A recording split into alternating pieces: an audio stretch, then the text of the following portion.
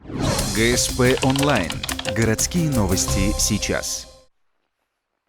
Прокуратура Ухты проверила детские площадки, которые обслуживает спецавтодор. Под оперативным управлением организации находится одна спортплощадка в Шудаэге и 3 игровых комплекса в городе. Напомним, минувшим летом на одном из них пострадала 6-летняя девочка, на голову которой упала металлическая труба. В результате проверки ведомство выявило ряд нарушений, среди которых отсутствие ударопоглощающего покрытия, информационных табличек, содержащих правила и возрастные требования при пользовании оборудованием, номера телефонов службы спасения и скорой. Нет на площадках и маркировки оборудования, защиты выступающих болтовых соединений.